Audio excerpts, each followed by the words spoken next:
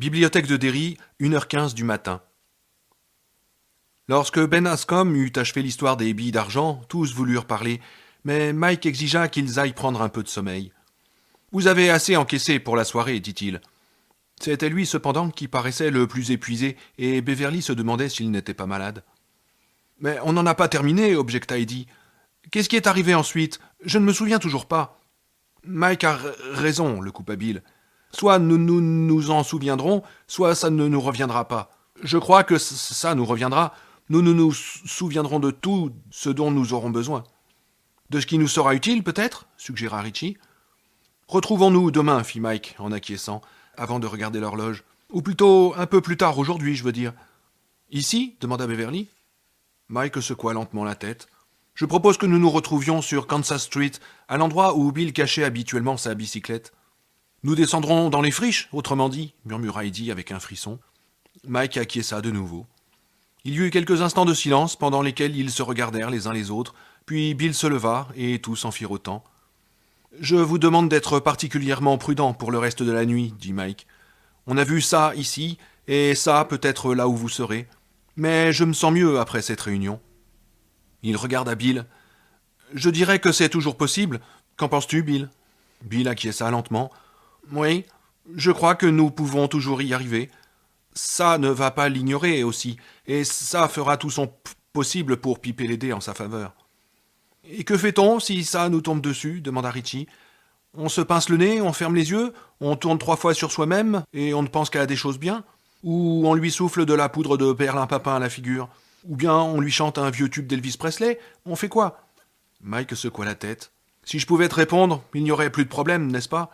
Tout ce que je sais, c'est qu'il existe une autre force. En tout cas, il en existait une lorsque nous étions mômes, qui voulait que nous restions en vie pour faire le travail. Elle est peut-être toujours là. » Il haussa les épaules, le geste trahissait une grande fatigue. « J'avais redouté que 2 d'entre vous, peut-être 3, ne fassent pas leur réapparition à la réunion de ce soir. Soit manquants, soit morts. Le seul fait de vous voir tous arriver m'a donné raison d'espérer. » Richie regarda sa montre. « 1h15, comme le temps passe vite quand on s'amuse. Pas vrai, meule de foin ?» Bip bip, répondit Ben en esquissant un sourire. Veux-tu que nous rentrions ensemble à pied à l'hôtel, Beverly demanda Bill. Oui, d'accord. Elle passa son manteau. Le silence de la bibliothèque, sa pénombre maintenant, avait quelque chose de menaçant. Bill sentit la tension accumulée de ces 2 derniers jours lui tomber dessus, lui écraser le dos. Si cela n'avait été encore que de la fatigue, mais il y avait autre chose, une impression de rupture, de rêve, de fantasme paranoïaque. La sensation d'être surveillé. Peut-être ne suis-je pas du tout ici. Peut-être que je me trouve dans un asile de fous du docteur Seward, à côté du manoir en ruine du comte, avec Renfield juste au bout du hall, lui avec ses mouches et moi avec mes monstres, tous 2 convaincus que se déroule la grande soirée, et tirés à 4 épingles pour l'occasion, c'est-à-dire habillés d'une camisole de force, et non pas d'un smoking. « Et toi, Richie ?» Celui-ci secoua la tête. « Meule de foin et Casbrac se chargeront de me ramener. D'accord, les gars ?»« Oui, bien sûr, dit Ben. » Il jeta un bref coup d'œil à Beverly, qui se tenait à côté de Bill, et fut traversé d'une sensation douloureuse qu'il avait presque oubliée. Un nouveau souvenir s'esquissa, parut presque à sa portée, et s'évanouit. « Et toi, Mike, veux-tu nous accompagner, Beverly et moi ?» Mike secoua la tête. « Non, il faut que je... » C'est à cet instant-là que Beverly cria, un son aigu dans le silence. Le dôme voûté s'empara de son cri et le répercuta en écho comme un rire de sorcière qui aurait volté à grands battements d'ailes autour d'eux. Bill se retourna vers elle. Richie laissa tomber sa veste de sport qu'il venait de retirer du dossier de sa chaise. Il y eut un bruit de verre brisé, celui de la bouteille de gin jetée à terre par Eddie d'un geste brusque du bras. Beverly s'éloignait à reculons, main tendue, le visage d'un blanc de craie. Entre ses paupières, d'un mauve foncé, ses yeux s'exorbitaient. « Mes mains !» hurla-t-elle. « Mes mains !»« Mais qu'est-ce que... » commença Bill, qui vit alors le sang qui dégoulinait de ses doigts pris de tremblement. Il fit un pas en avant et éprouva soudain une douleur dans ses propres mains. Elle n'était pas très forte, elle était semblable à ces sensations de chaleur que l'on ressent parfois dans les blessures guéries depuis longtemps. Les anciennes cicatrices de ses paumes, celles qui avaient réapparu en Angleterre, venaient de s'ouvrir et saignaient. Il regarda vers les autres et vit Eddie Casbrac qui contemplait ses mains d'un air stupide. Elles saignaient aussi, comme celles de Mike, celles de Richie et celles de Ben. « On est bon pour aller jusqu'au bout, non ?» pleurnicha Beverly. Ses sanglots retentissaient, amplifiés par le silence absolu de la bibliothèque. Le bâtiment lui-même avait l'air de pleurer avec elle. Bill pensa que s'il devait entendre ce bruit trop longtemps, il allait devenir fou. « Que Dieu nous vienne en aide! On est bon pour aller jusqu'au bout !» dit-elle en sanglotant de plus belle. Et un filet de morve apparut à l'une de ses narines.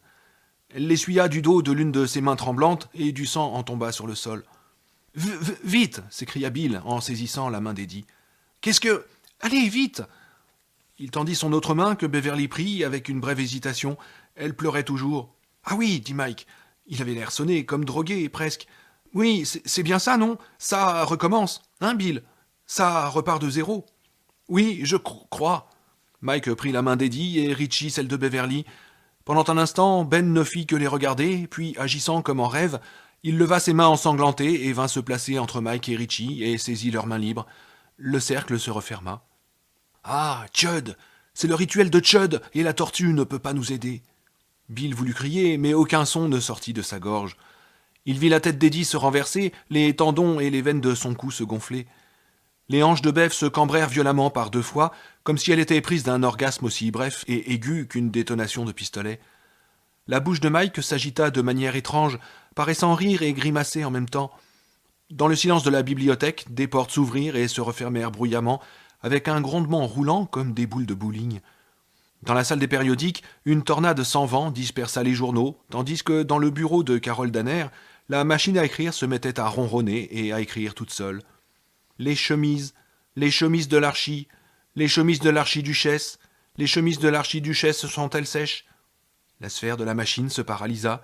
Il y eut un sifflement et un rot électronique dans les circuits en surcharge. Dans l'allée numéro 2, les livres d'occultisme se mirent à tomber des étagères. Les œuvres d'Edgar Cayce, de Nostradamus, de Charles Fort et les apocryphes s'éparpillèrent partout. Bill éprouva une exaltante sensation de puissance. Il avait vaguement conscience d'être en érection et d'avoir tous ses cheveux qui se dressaient sur la tête. L'impression de force dans le cercle reconstitué était incroyable. Toutes les portes de la bibliothèque se refermèrent bruyamment à l'unisson. L'horloge comptoise derrière le bureau de près carillonna une fois, puis il n'y eut plus rien, comme si quelqu'un venait de couper un circuit. Ils lâchèrent leurs mains et se regardèrent, sonnés. Personne ne dit mot.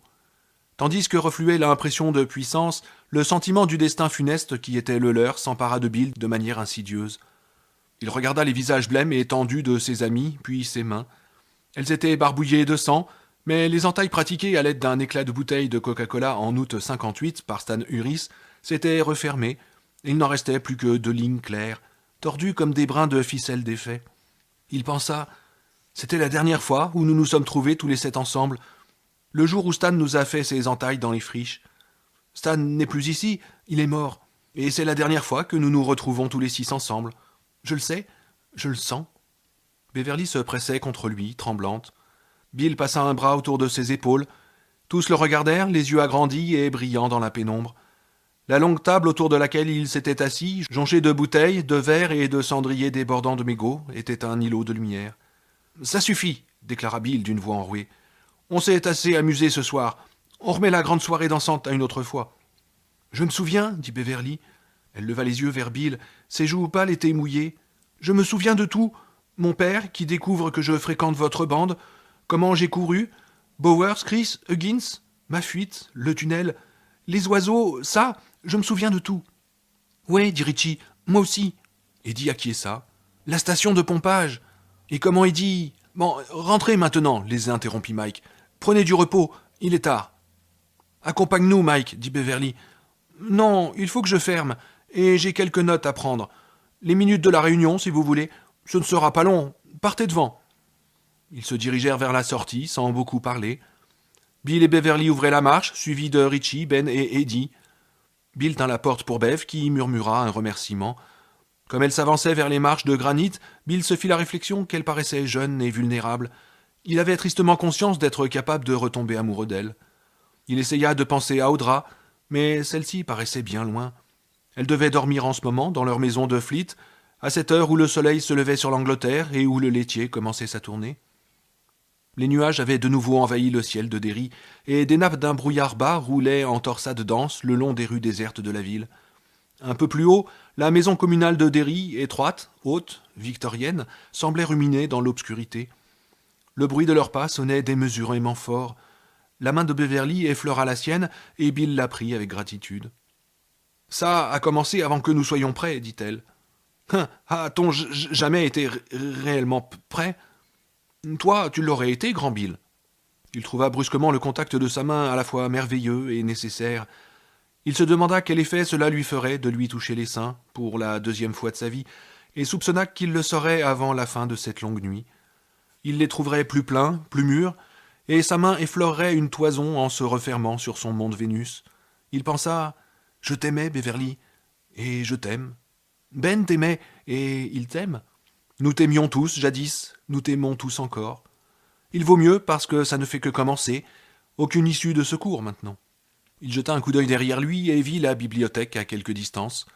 Richie et Eddie se tenaient sur la marche supérieure, Ben sur celle du bas, tournée vers eux. Il avait les mains enfoncées dans les poches, le dos voûté, et à travers les lambeaux de brume, il aurait presque pu avoir de nouveau 11 ans. S'il avait été capable de lui transmettre un message télépathique, voici ce que Bill lui aurait dit. « Cela n'a pas d'importance, Ben. L'amour, voilà ce qui importe, l'amour et la tendresse. C'est toujours le désir, mais jamais le moment. Peut-être est-ce là tout ce que nous emportons avec nous quand nous quittons la lumière par les ténèbres. Maigre réconfort, diras-tu, mais mieux que pas de réconfort du tout. » Mon père était au courant, dit tout d'un coup Beverly. Je suis revenu un jour des friches, et il savait, simplement. Je ne t'ai jamais raconté ce qu'il disait d'habitude quand il devenait furieux. Non, il disait quoi? Je m'inquiète pour toi, Bévy, je m'inquiète beaucoup, répondit-elle. Elle rit et frissonna en même temps. Je crois qu'il voulait me faire mal, Bill. Je veux dire, il m'avait déjà fait mal, mais cette fois-ci, c'était différent. C'était un homme étrange de bien des façons. Je l'aimais même beaucoup, cependant. Elle le regarda, attendant peut-être qu'il finisse la phrase à sa place. Mais c'était quelque chose qu'elle devait se dire à elle-même, tôt ou tard.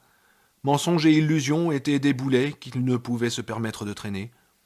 Je le haïssais aussi. Elle lui étreignit convulsivement la main pendant une seconde ou deux. C'est la première fois de ma vie que j'avoue cela à quelqu'un. J'avais peur d'être foudroyé sur place si je le disais à voix haute. Ah, redis-le alors. Ah non, Si, vas-y. Cela te fera mal, mais ça fait trop longtemps que ce truc-là t'empoisonne. Répète-le. Je haïssais mon père, dit-elle, se mettant à sangloter de manière incontrôlée. Je le détestais, il me terrorisait. Je le détestais, j'avais beau faire tout ce que je pouvais, jamais je n'étais une bonne fille pour lui. Je le haïssais, oh oui, mais je l'aimais en même temps. Il s'arrêta et la tint serrée dans ses bras. Beverly s'agrippa à lui dans un geste de panique. Ses larmes vinrent mouiller le cou de Bill. Il n'avait que trop conscience du corps épanoui et ferme de la jeune femme. Il se dégagea légèrement, ne voulant pas qu'elle sente l'érection qui le gagnait, mais elle se serra de nouveau contre lui. On avait passé la matinée là en bas à jouer à chat perché ou quelque chose comme ça. Un jeu parfaitement innocent. Nous n'avions même pas parlé de ça ce jour-là. Du moins pas encore. D'habitude, on finissait toujours par en parler à un moment ou à un autre. Tu t'en souviens?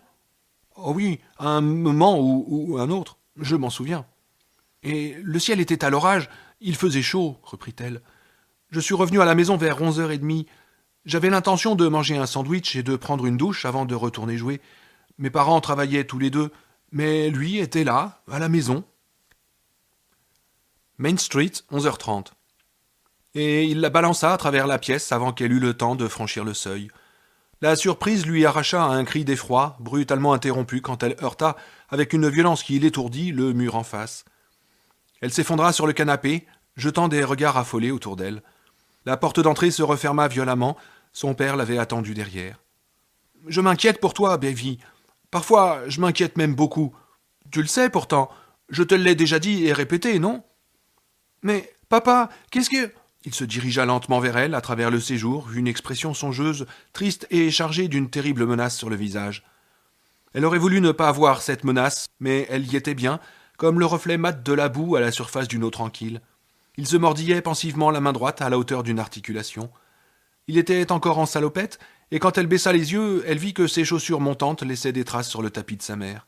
« Il va falloir que je sorte l'aspirateur, pensa-t-elle de façon incohérente, pour nettoyer ça, s'il me laisse en état de le faire. C'était de la boue noire. Son esprit s'emballa de manière alarmante.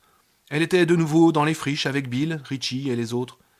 Il y avait ce même genre de boue que celle qu'elle voyait sur les chaussures de son père, dans les friches, dans la zone marécageuse où poussaient, blancs et squelettiques, ce que Richie appelait des bambous. Quand le vent soufflait, les troncs émettaient un son creux en s'entrechoquant qui faisait penser à des tambours vaudous. Son père serait-il allé dans les friches? Serait-il... Bam! Sa main décrivit une orbite large et vint atterrir sur le visage de Beverly, dont la tête alla porter contre le mur. Il glissa les pouces dans sa ceinture et se mit à la regarder avec une expression de curiosité déconnectée à faire frémir. Elle sentit un filet de sang couler du coin gauche de ses lèvres. « Je t'ai vu devenir grande, » commença-t-il. Elle crut qu'il allait ajouter autre chose, mais il n'en fit rien. « Mais de quoi parles-tu, papa » demanda-t-elle d'une voix tremblante. « Si jamais tu mens, je te battrai jusqu'au moment où je serai sur le point de te tuer, Bévy. » Elle se rendit compte avec horreur que ce n'était pas elle qu'il regardait, mais la gravure sur le mur au-dessus de sa tête. Son esprit battit de nouveau la campagne, et elle se revit à 4 ans, assise dans son bain, avec le bateau bleu en plastique et le savon en forme de Popeye. Son père, immense, adoré, était agenouillé à côté d'elle, habillé d'un pantalon de serge grise et d'un gilet de corps à bretelles. Il tenait un gant de toilette d'une main et un verre de jus d'orange de l'autre, et lui savonnait le dos tout en lui disant « Laisse-moi voir ses oreilles, Bévy, maman a besoin de patates pour le dîner. » Et elle entendit ses roucoulades de bébé, tandis qu'elle levait les yeux vers son visage où déjà grisonnait le poil, un visage qui était alors pour elle celui de l'éternité. « Mais je ne mentirai pas, papa, dit-elle. Qu'est-ce qu'il y a ?» Les larmes brouillaient de tremblement l'image de son père devant elle. « T'es descendu dans les friches avec une bande de garçons, hein ?» Son cœur fit un bond. Ses yeux retournèrent à ses chaussures couvertes de boue, cette boue noire et collante. Si on s'y enfonçait trop, on pouvait y laisser une tennis ou une basket même. Et Richie et Bill prétendaient qu'au milieu, elle produisait un effet de sable mouvant.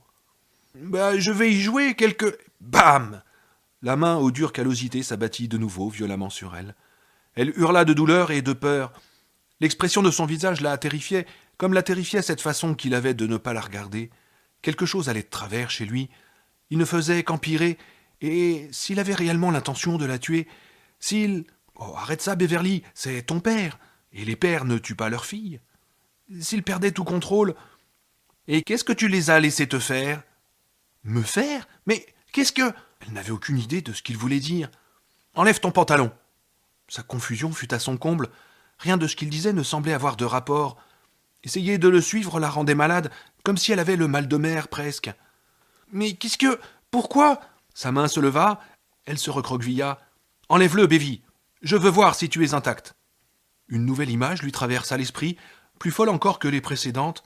Elle se vit retirant son jean, une de ses jambes venant avec. Son père la frappant à coups de ceinture, tandis qu'elle le fuyait à cloche-pied dans la pièce, sur sa jambe restante.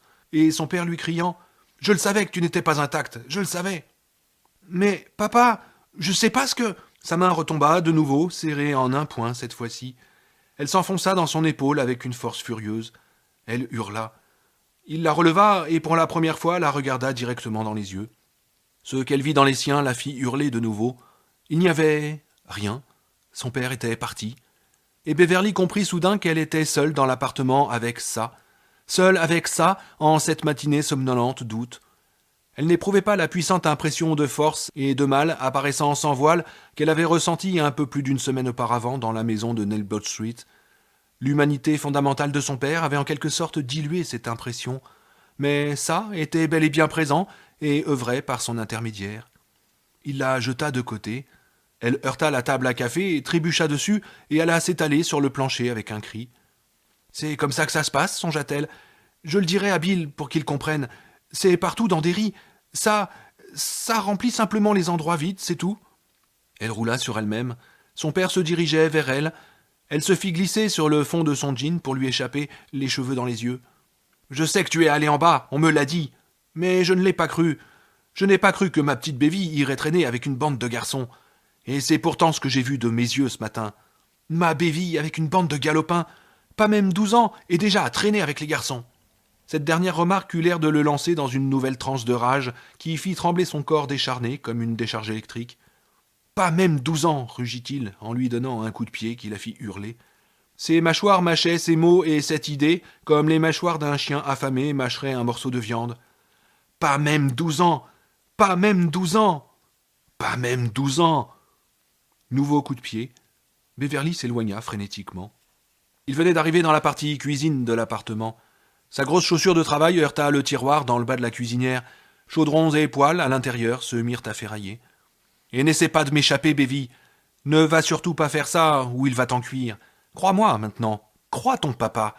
Je suis très sérieux. Traîner avec les garçons, les laisser te faire Dieu seul sait quoi.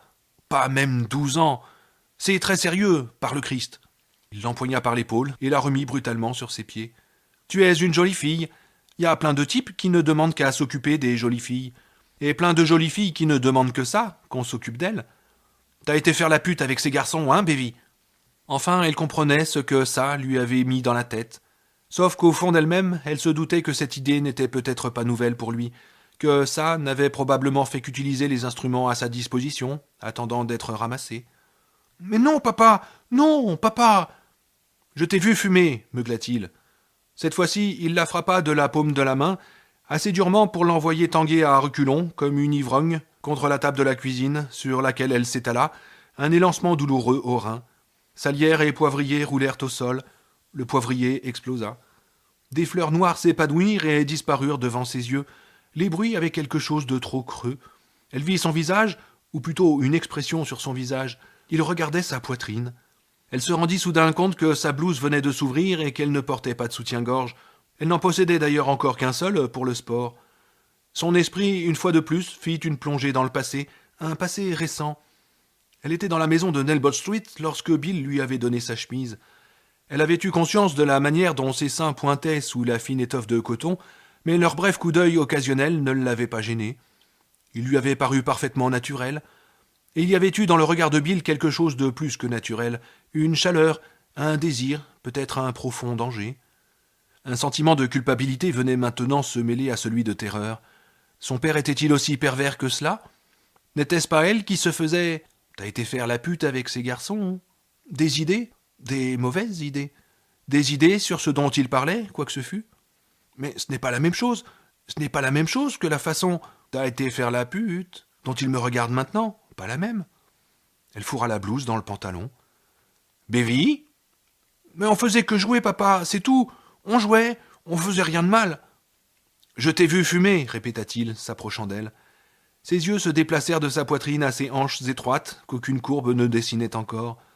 Il se mit soudain à psalmodier, d'une voix aiguë de petit garçon qui ne fit que l'effrayer davantage.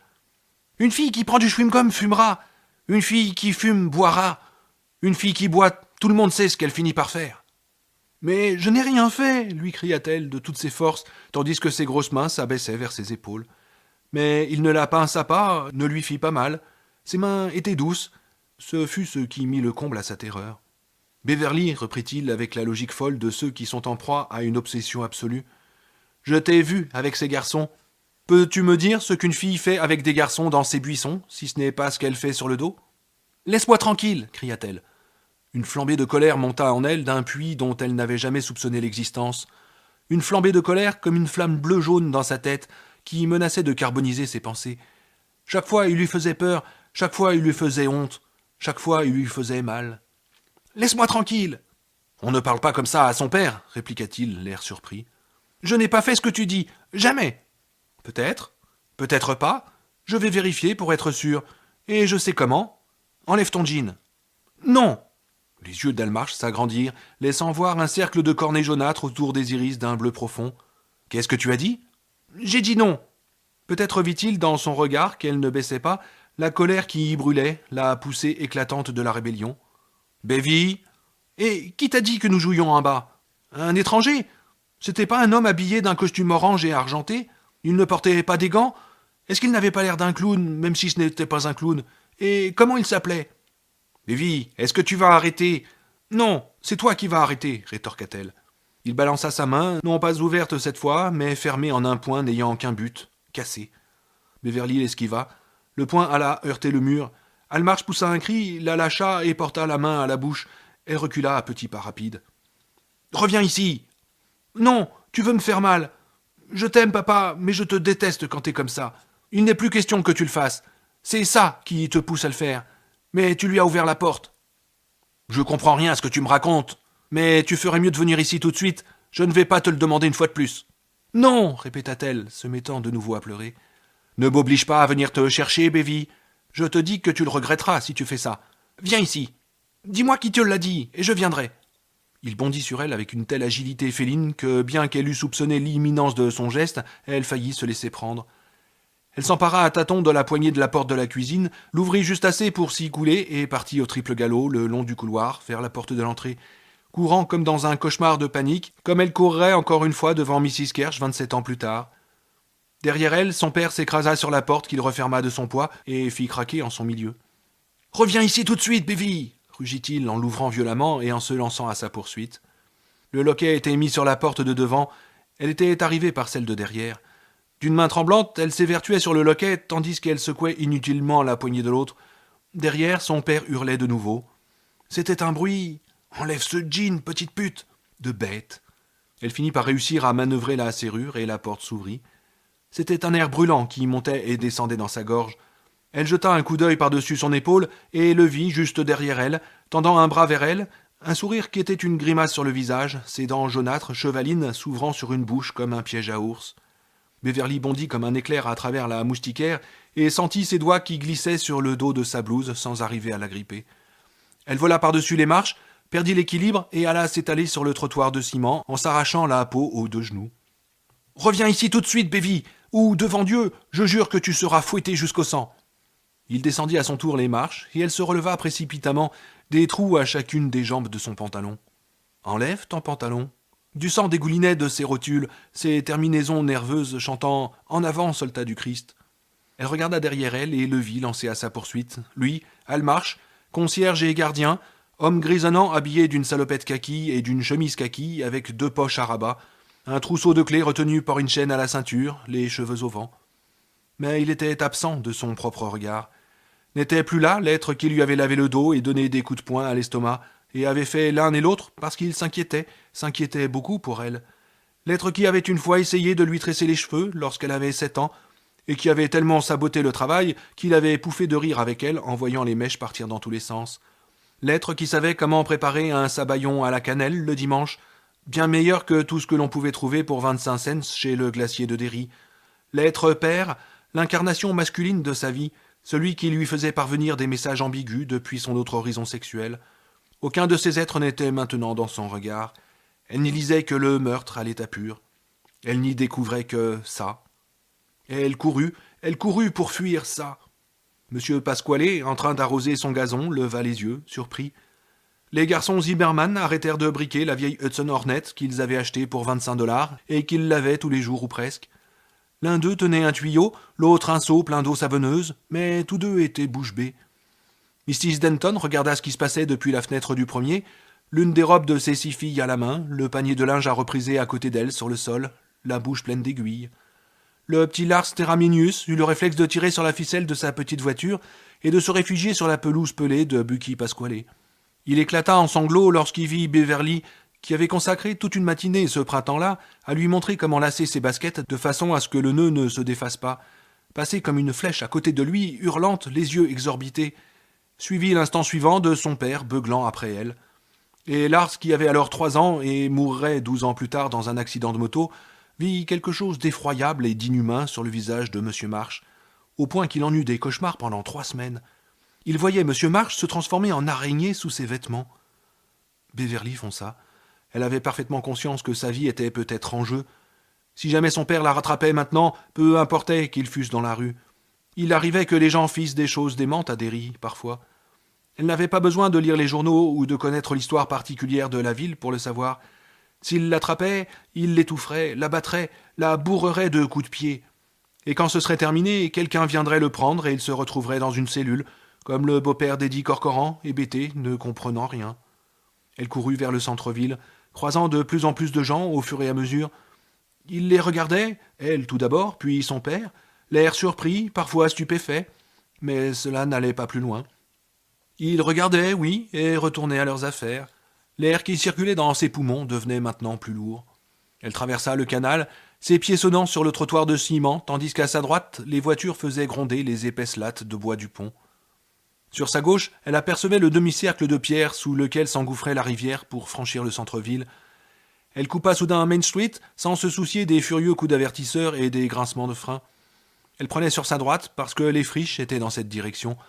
Elle se trouvait à encore un bon kilomètre et si elle voulait s'y réfugier, elle allait devoir distancer son père sur le redoutable raidillon de Up My Hill, ou emprunter l'une des rues latérales où la pente était encore plus prononcée. Mais quel choix avait-elle ? « Reviens, sale petite garce, je t'avertis !» Comme elle bondissait sur le trottoir, de l'autre côté de la rue, elle jeta un coup d'œil derrière elle, ce qui fit ondoyer la masse de sa crinière rousse sur ses épaules. Son père traversait la rue, aussi insouciant de la circulation qu'elle l'avait été, le visage écarlate et brillant de sueur. Elle se faufila dans une ruelle qui passait derrière Waterhouse. Elle se retrouva à l'arrière des bâtiments qui s'alignaient sur Up My Hill, où l'on conditionnait et conservait la viande en gros. Star Beef, Armour Meatpacking, Hempfield Storage, Warehousing, Eagle Beef et Kosher Meats. La ruelle était étroite et pavée, et les multiples poubelles et sacs d'ordures pleins de détritus fumants la rétrécissaient encore. Il régnait un mélange d'odeurs, certaines fades, d'autres prenantes, d'autres suffocantes, qui parlaient d'une seule chose, de sang et de mort. D'innombrables débris rendaient les pavés glissants, des nuages de mouches bourdonnaient. De l'intérieur des bâtiments, elle entendait le gémissement à glacer le sang des scies à ruban en taillant les os. Ses pieds perdaient leur sûreté sur les pavés poisseux.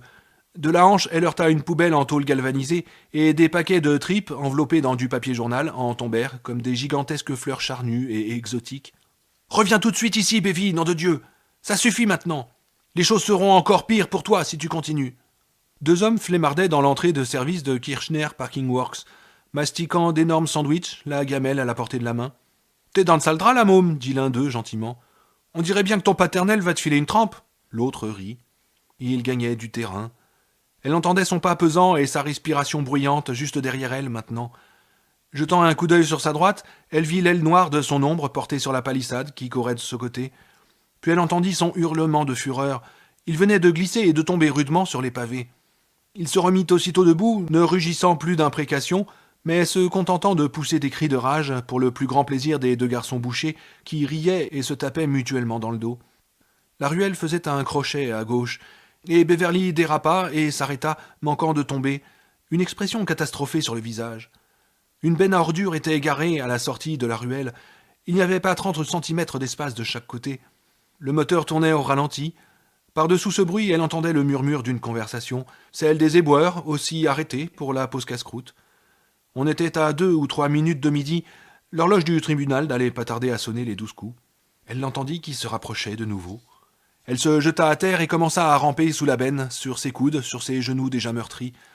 La puanteur de l'échappement et du diesel se mêlait à l'odeur de la viande avariée et lui donnait la nausée à lui faire tourner la tête. D'une certaine manière, sa progression était encore pire. Elle glissait sur un magma poisseux de détritus boueux. Elle continua d'avancer, cependant, et se redressa un peu trop à un moment donné, si bien que son dos heurta le pot d'échappement brûlant. Elle dut ravaler un cri. « Beverly, t'es là-dessous » dit-il d'une voix entrecoupée. Il était hors d'haleine. Elle se retourna et rencontra son regard, comme il inspectait le dessous de la benne. « Laisse-moi tranquille » réussit-elle à dire. « Sale petite garce » répliqua-t-il d'un ton âpre et étranglé. Il se jeta à plat ventre dans un tintement de clé et commença à ramper après elle, se servant de grotesques mouvements de natation pour avancer. Beverly poursuivit sa reptation jusqu'en dessous de la cabine du camion, s'agrippa à l'un des énormes pneus, ses doigts s'enfoncèrent jusqu'à la deuxième articulation dans un rainurage et se souleva à la force des bras. Elle se heurta le coccyx contre le pare-choc avant de la benne, ce qui ne l'empêcha pas de partir en courant vers Up My Hill, la blouse et le jean maculés d'une matière visqueuse innommable et dégageant une puanteur infernale.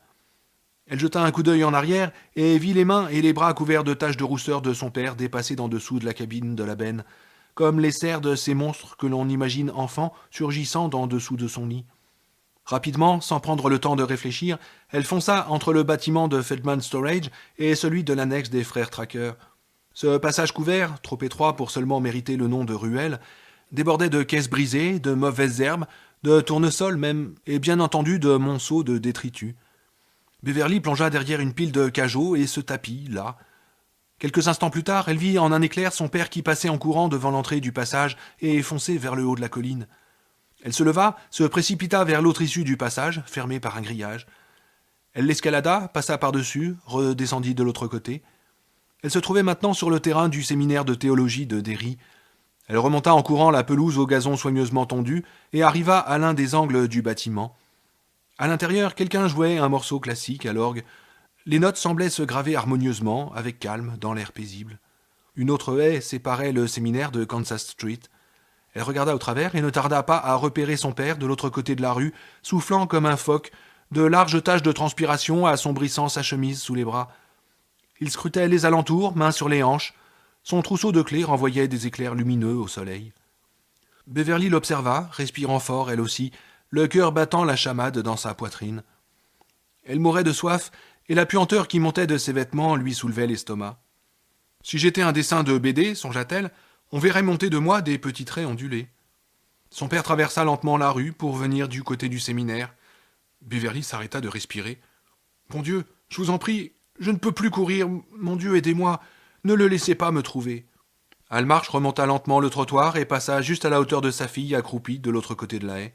« Mon Dieu, faites qu'il ne sente pas mon odeur. » Il ne sentit rien, peut-être simplement parce qu'après avoir lui-même roulé dans la ruelle et rampé sous la benne à ordures, Al sentait aussi mauvais qu'elle. Il s'éloigna. Elle le vit redescendre Up My Hill et bientôt elle le perdit de vue. Beverly se releva lentement. Elle était couverte d'ordures. Elle avait le visage crasseux et son dos lui faisait mal à l'endroit où elle s'était brûlée contre le pot d'échappement. Mais ses malheurs pâlissaient à côté de l'extrême confusion de ses pensées qui tourbillonnaient en tous sens. Elle avait l'impression de s'être aventurée aux limites du monde et aucun des modes habituels de comportement qu'elle connaissait ne semblait s'appliquer. Elle ne pouvait imaginer retourner chez elle, mais elle ne pouvait pas non plus imaginer ne pas retourner chez elle. Elle avait défié son père, elle l'avait défié, lui. Elle dut repousser cette idée qui la rendait faible et tremblante, lui révulsait l'estomac. Elle aimait son père. Cela ne faisait-il pas partie des 10 commandements ? Honore ton père et ta mère, afin que tes jours se prolongent dans le pays que l'Éternel ton Dieu te donne. Ah oui, mais il n'était pas lui-même, ce n'était pas son père. Il s'était agi de quelqu'un de complètement différent, d'un imposteur. Ça. Elle se glaça soudain, comme une question lui venait à l'esprit. Et si cela arrivait aux autres ? Cela ou quelque chose de similaire ? Il fallait les avertir. Ils avaient blessé ça, et qui sait si ça n'était pas en train de prendre des mesures pour que cela ne se reproduise pas ? Et de fait, vers qui aller, sinon ? Ils étaient ses seuls amis. Bill saurait ce qu'il fallait faire. Bill lui dirait comment agir. Bill lui fournirait le mode d'emploi pour la suite. Elle s'arrêta à l'endroit où l'allée du séminaire rejoignait le trottoir et jeta un coup d'œil furtif au-delà de la haie. Son père était vraiment reparti. Elle tourna à droite et se dirigea vers les friches en empruntant Kansas Street. Sans doute n'y trouverait-elle personne à l'heure qu'il était. Ils seraient tous chez eux pour le déjeuner. Mais ils reviendraient. En attendant, elle pourrait se glisser dans la fraîcheur du club souterrain et essayer de retrouver un minimum de contrôle de soi. Elle laisserait ouverte la petite fenêtre afin de bénéficier d'un peu de soleil, et peut-être pourrait-elle même dormir. Son corps fatigué et son esprit épuisé par la tension approuvèrent joyeusement cette idée. Dormir, oui, cela lui ferait du bien. Elle passa en se traînant, tête basse, devant le dernier groupe de maisons, avant que la pente ne devint trop raide et ne tombât dans les friches. Les friches où, aussi incroyable que cela lui parut, son père avait rôdé pour l'espionner. Elle n'entendit aucun bruit de pas derrière elle. Les garçons prenaient bien garde d'être silencieux. Ils s'étaient déjà fait distancer et ils n'avaient pas l'intention de se faire avoir une deuxième fois. Ils se rapprochèrent de plus en plus d'elle, silencieux comme des chats. Le Rotter et Victor souriaient, mais le visage de Henry n'avait qu'une expression sérieuse, vacante. Il avait les cheveux en bataille, ses yeux n'étaient fixés sur rien, comme ceux d'Almarch dans la maison. Il porta un doigt à ses lèvres pour exiger encore plus de silence, tandis qu'il réduisait la distance de 25 à 15, puis à 10 mètres. Tout au long de cet été, Henry s'était de plus en plus avancé au-dessus de quelque chose comme un abysse mental, engagé sur un pont qui devenait de plus en plus étroit. Le jour où il s'était laissé caresser par Patrick Oxneter, le pont s'était rétréci au point de se réduire à une corde raide. Mais ce matin-là, la corde avait cassé. Il était sorti dans la cour, nu, si l'on accepte son caleçon en haillons, et avait regardé vers le ciel. Le fantôme lunaire de la nuit dernière y rôdait encore, et sous ses yeux, le disque pâle s'était changé en une tête de mort ricanante. Henry était tombé à genoux devant cette apparition, pris d'une exaltation faite de terreur et de joie. Des voix fantomatiques lui vinrent de la lune, des voix qui changeaient, semblaient parfois se confondre en un léger babil à peine compréhensible. Mais il sentait la vérité, laquelle était simplement que toutes ces voix n'étaient qu'une voix, qu'une intelligence. Elles lui dirent de récupérer Huggins et Victor, puis de se rendre au coin de Kansas Street et Costello Avenue vers midi. Elles ajoutèrent qu'il saurait alors ce qu'il aurait à faire. Et ça n'avait pas raté. La petite conne s'était ramenée. Il attendit pour savoir ce que la voix allait lui dire de faire. La réponse arriva alors qu'il se rapprochait toujours. Elle arriva cette fois non point de la lune, mais d'une bouche d'égout auprès de laquelle il passait. Elle parlait bas, mais distinctement. Huggins et Victor jetèrent un regard hébété, presque hypnotisés à la grille d'égout, puis revinrent sur Beverly. « Tu es là !» avait dit la voix sortie des égouts. Henry Bowers mit la main à la poche de son jean et en retira un mince instrument de 30 centimètres de long, incrusté sur les côtés d'imitations d'ivoire. Un petit bouton chromé brillait à l'une des extrémités de ce douteux objet d'art. Henry le poussa. Une lame de 20 centimètres de long en jaillit, et il fit sauter le cran d'arrêt dans sa paume. Il commença à marcher un peu plus vite. Victor et le roteur, l'air toujours hypnotisés, accélérèrent aussi pour rester à sa hauteur. On ne peut pas dire que Beverly les ait réellement entendus. Ce n'est pas cela qui lui fit tourner la tête, alors que Henry Bowers réduisait l'écart qui les séparait. Genoux ployés, le pied prudent, un sourire figé au visage, Henry était aussi silencieux qu'un sioux. Non, c'était simplement l'impression, trop claire, trop directe et puissante pour être rejetée, qu'on la regardait. Bibliothèque de Derry, 1h55 du matin. Mike Hanlon posa sa plume et parcourut des yeux la salle principale de la bibliothèque. Il vit les îlots de lumière projetés par les globes suspendus. Il vit les livres qui se perdaient dans l'obscurité. Il vit la gracieuse spirale de l'escalier de fer monter jusqu'au rayon du haut. Il ne vit rien qui ne fût à sa place. Et néanmoins, il ne croyait pas être seul, ou du moins, il ne croyait plus être seul. Après le départ des autres, Mike avait nettoyé l'endroit avec un soin qui n'était dû qu'à l'habitude. Il avait agi en pilotage automatique, l'esprit à des millions de lieues, et à 27 ans de là. Il vida les cendriers, jeta les bouteilles d'alcool vides, en les couvrant de détritus moins voyants pour ne pas choquer Carol Danner, et plaça celles qui étaient consignées dans un carton sous son bureau. Puis il prit le balai et fit disparaître les débris de la bouteille de gin cassée par Eddie. Une fois la table propre, il se rendit dans la salle des périodiques et ramassa les journaux dispersés. En accomplissant ces simples corvées, son esprit filtrait les histoires qu'il s'était racontées, se concentrant peut-être avant tout sur ce qui n'avait pas été dit. Il croyait se souvenir de tout. Il pensait que c'était presque le cas pour Bill et Beverly, mais il y avait autre chose. Cela leur reviendrait, si ça leur en laissait le temps. En 1958, ils n'avaient eu aucune possibilité de se préparer.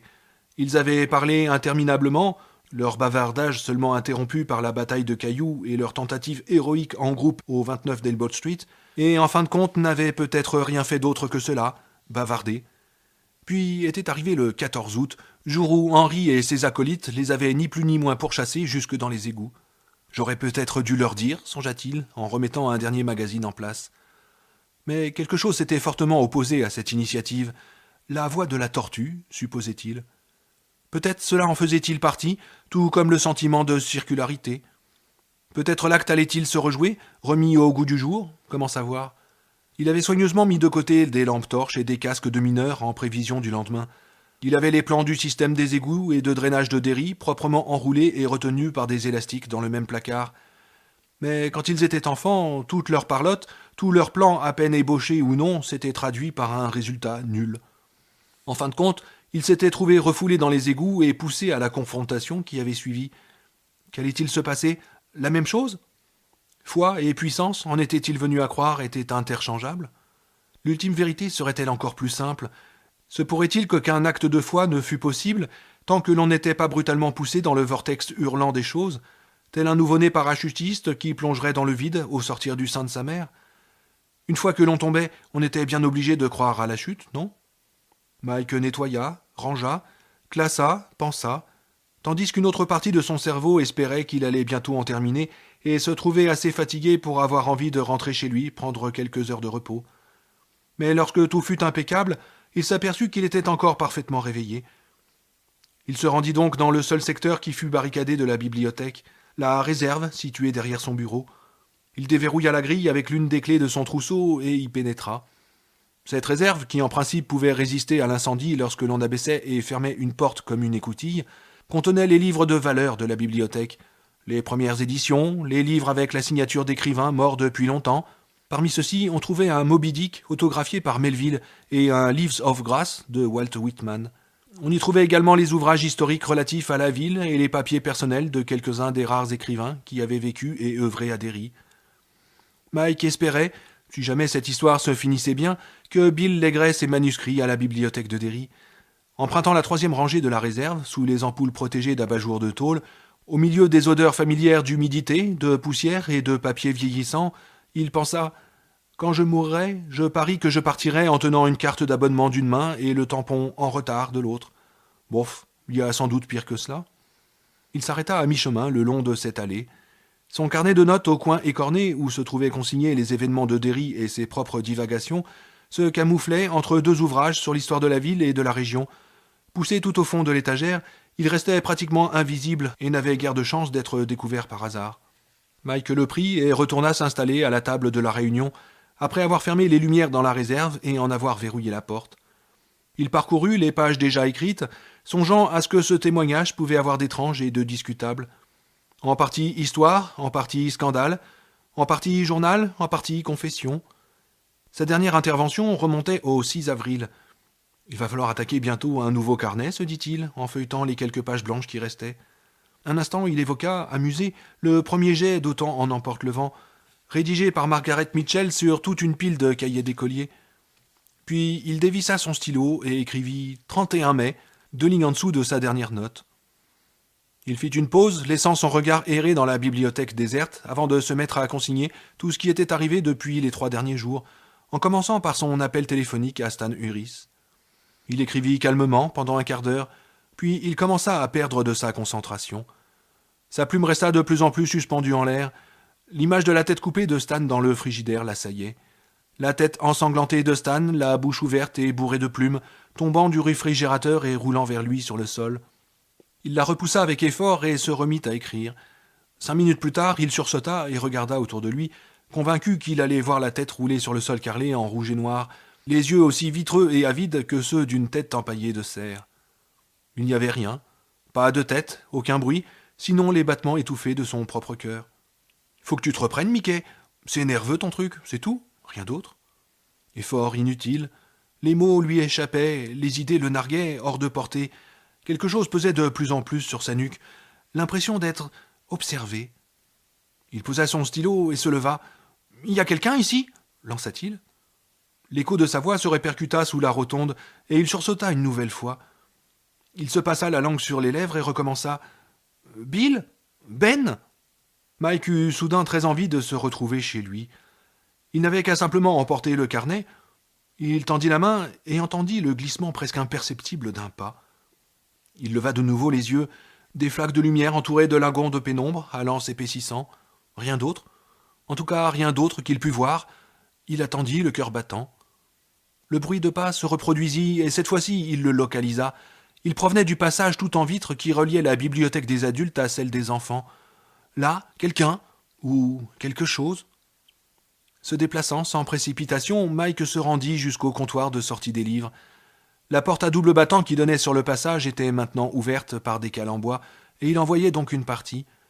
Il crut deviner ce qui lui parut être des pieds, et, pris d'un soudain sentiment d'horreur à en perdre connaissance, il se demanda si Stan n'allait pas sortir de l'ombre avec son guide des oiseaux sous le bras, le visage d'un blanc de craie, les lèvres violettes, poignets et bras entaillés. « J'ai fini par venir, dirait Stan.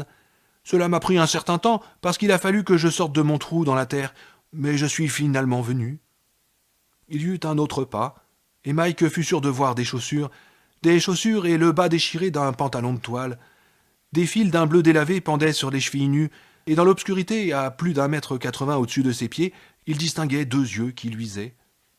Sa main se mit à tâtonner à la surface du comptoir semi-circulaire, arriva de l'autre côté et tomba en contrebas sur le coin d'une petite boîte, les cartes des ouvrages en retard.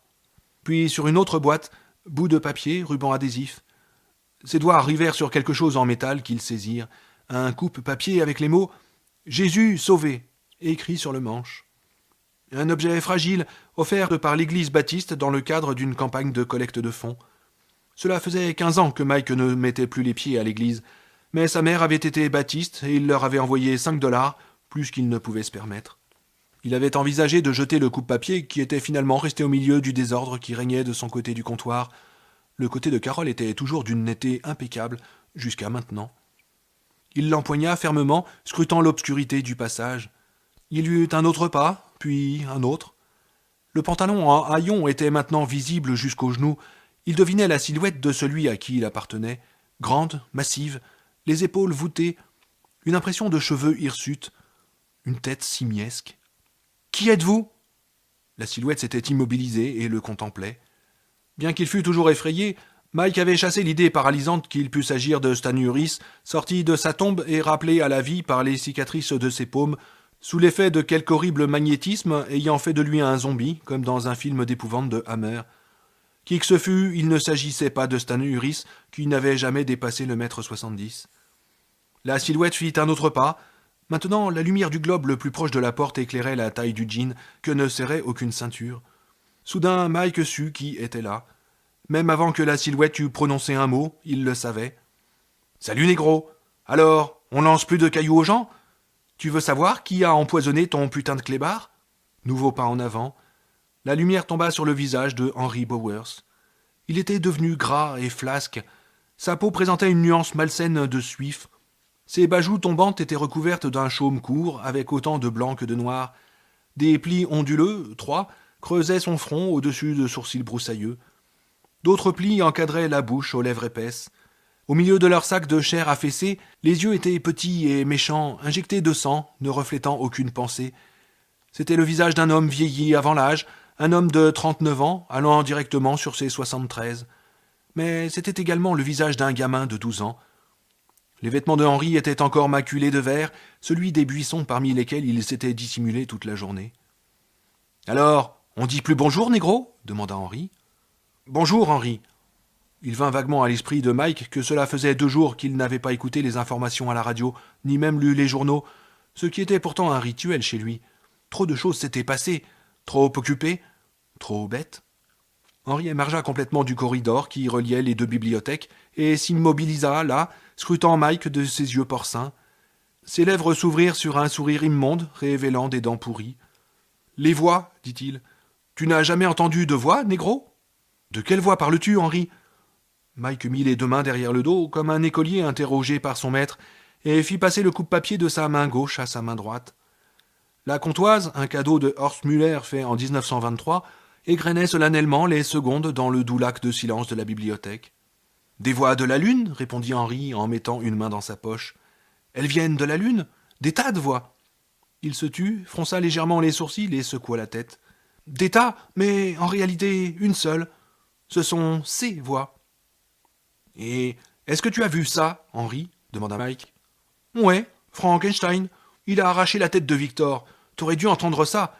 Un bruit comme une grande fermeture éclair. Après, il a couru derrière le roteur, et le roteur s'est battu avec. »« Vraiment ? Bah ouais, c'est comme ça que je m'en suis tiré. »« Tu l'as laissé se faire massacrer. »« Je t'interdis de dire ça, » éructa Henry, dont les joues s'empourprèrent. Il fit 2 pas en avant. Plus il s'éloignait du cordon ombilical reliant les 2 bibliothèques, plus Mike lui trouvait l'air jeune. Il vit toujours la même vieille méchanceté sur le visage de l'homme, mais aussi quelque chose d'autre. L'enfant qu'avait élevé ce cinglé de Butch Bowers sur une bonne ferme, devenu un vrai terrain vague avec les années. « Je t'interdis de dire ça. Ça m'aurait tué aussi. »« Mais ça ne nous a pas tués, nous, » dit Mike. Une lueur d'humour rance brilla dans l'œil de Henry. « Pas encore, mais ça viendra, à moins que je ne lui en laisse pas un seul de votre bande. » Il sortit la main de sa poche. Il tenait un mince instrument de 30 cm de long, incrusté sur les côtés d'imitations d'ivoire. Un petit bouton chromé brillait à l'une des extrémités de ce douteux objet d'art. Henry le poussa. Une lame de 20 cm de long en jaillit, et il fit sauter le cran d'arrêt dans sa main. Puis il se mit à avancer un peu plus vite en direction du comptoir. « Regarde ce que j'ai trouvé, dit-il. Je savais où le chercher. » Il lui adressa un clignement d'œil obscène, d'une paupière tombante. « C'est l'homme dans la lune qui me l'a dit. » Il exhiba de nouveau ses dents. « Je me suis caché aujourd'hui. J'ai fait du stop la nuit dernière. Un vieux. Mais j'ai cogné. Mort, peut-être. Je me suis foutu dans le fossé avec la bagnole à Newport, juste à l'entrée de Derry, et j'ai entendu cette voix. J'ai regardé dans une bouche d'égout. Il y avait ces frusques et le couteau. Mon vieux couteau. »« Mais tu oublies quelque chose, Henry, » dit Mike. Henry, toujours souriant, secoua la tête. « On s'en est tiré, poursuivit-il, et tu t'en es tiré. Si ça nous veut, ça te veut aussi. »« Non. »« Oh, je crois que si. Peut-être ta bande de maboules a fait son sale boulot, mais on peut pas dire que ça vous a à la bonne, hein. Il s'est payé 2 de tes copains, et pendant que Huggins se battait avec lui, tu t'es tiré. Maintenant, tu es de retour. Je pense que tu fais partie du boulot que ça n'a pas terminé, Henry. Sincèrement. Non, refit-il. C'est peut-être bien Frankenstein que tu vas voir, ou le loup-garou, ou un vampire, ou le clown, qui sait. Ou alors, tu vas voir à quoi il ressemble vraiment, Henry. Nous l'avons vu. Tu veux que je te raconte? Tu veux que je... La ferme, hurla Henry en se lançant sur Mike. Mike fit un pas de côté et tendit la jambe. Henry trébucha dessus et alla glisser sur le carrelage usé. Sa tête vint heurter l'un des pieds de la table où s'étaient réunis les ratés un peu plus tôt pour se raconter leurs histoires. Il resta quelques instants étourdi, le couteau pendant dans sa main. Mike se rua sur lui, sur le couteau. Il aurait alors pu achever Henry. Il aurait eu le temps de planter le coupe-papier « Jésus sauvé » venu par la poste de l'église à laquelle appartenait sa mère, dans la nuque de Henry. Après, il aurait appelé la police. On aurait eu droit à un certain nombre de déclarations officielles, toutes plus absurdes les unes que les autres, mais pas tant que cela, pas à Derry, où ce genre d'événements bizarres et violents n'était pas tout à fait exceptionnel. Ce qui arrêta son geste fut la prise de conscience, tellement brutale qu'elle relevait davantage de la sensation que de la compréhension, que s'il tuait Henry, il ferait la besogne de ça, tout comme Henry la ferait en le tuant, lui.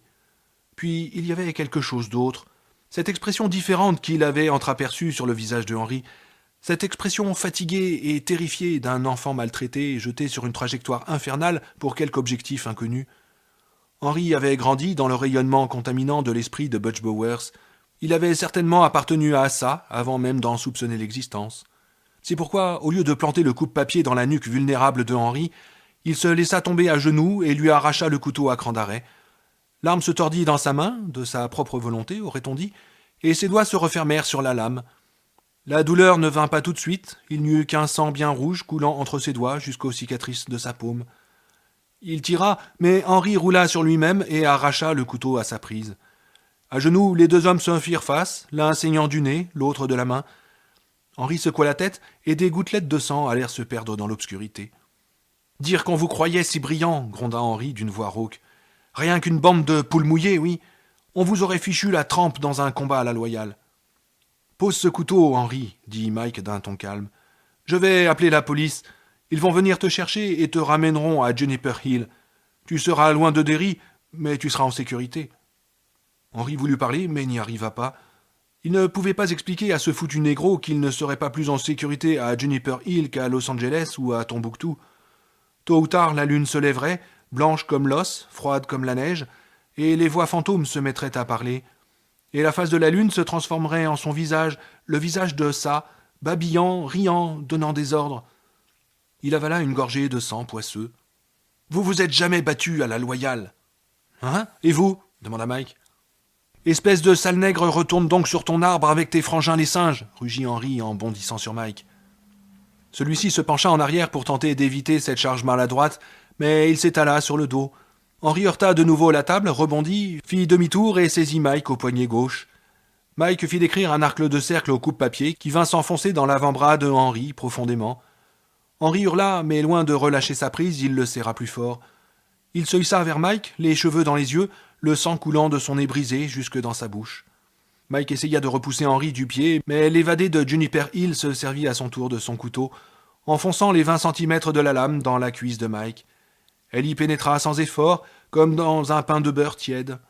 Henry la retira, dégoulinante de sang, avec un cri où douleur et effort se mêlaient. Mike le repoussa. Il se remit péniblement sur ses pieds, mais Henry fut plus rapide, et Mike eut tout juste le temps d'éviter la nouvelle charge du fou furieux. Il sentait le sang qui coulait le long de sa jambe à un rythme alarmant et venait remplir sa chaussure de sport. « Il m'a eu à l'artère fémorale, c'est sûr. Seigneur, il m'a salement amoché. Du sang partout, du sang sur le sol. Mes godasses seront foutues, merde. Je les ai achetées il y a 2 mois. » Mais Henry chargea une fois de plus, soufflant et haletant comme un taureau après les banderilles. Mike réussit à s'écarter d'un pas titubant, non sans lui porter un coup de coupe-papier. L'arme improvisée déchira la chemise de Henry et lui fit une profonde estafilade à hauteur des côtes. Henry poussa un grognement au moment où Mike, pour la 3e fois, le repoussait.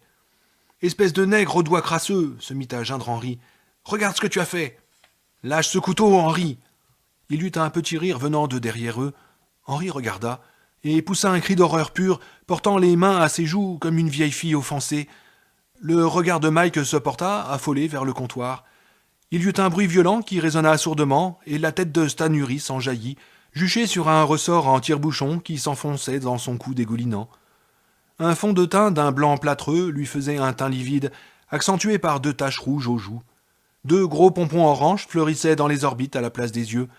La grotesque tête de diable Stan, dans sa boîte, oscillait d'avant en arrière au bout de son ressort, comme l'un des tournesols géants de la maison de Neighbor Street. Sa bouche s'ouvrit et se mit à chantonner d'une voix grinçante et ricanante. « Tue-le, Henri, tue ce négro, tue ce bougnoul, tue-le, tue-le. » Mike eut un mouvement de recul vers Henri, se rendant vaguement compte avec chagrin qu'il venait de se faire avoir, se demandant encore plus vaguement la tête que Henri avait bien pu voir de son côté s'agiter au bout du ressort. Celle de Stan? Celle de Victor Chris? Celle de son père, peut-être? Henri hurla et se jeta de nouveau sur Mike, agitant le cran d'arrêt comme monte et descend l'aiguille d'une machine à coudre. « Ah, négro !» hurlait-il. « Ah, négro !» Mike partit en marche arrière, mais sa jambe blessée lui fit subitement défaut et il s'effondra sur le sol. Il ne sentait presque plus rien dans cette jambe. Elle lui paraissait simplement froide, lointaine. Son pantalon, couleur crème, vit-il, était maintenant d'un rouge éclatant. La lame de Henri passa comme un éclair à la hauteur de son nez. Mike frappa à son tour avec le coupe-papier « Jésus sauvé » au moment où Henri prenait son élan pour lui porter un coup mieux ajusté, si bien qu'il se jeta sur l'arme de fortune comme un insecte sur une aiguille. Un sang chaud vint arroser les doigts de Mike, il y eut un bruit sec, et lorsque Mike voulut retirer sa main, elle ne tenait plus que le manche du coupe-papier. Le reste dépassait de l'estomac de Henri. « Ah, négro !»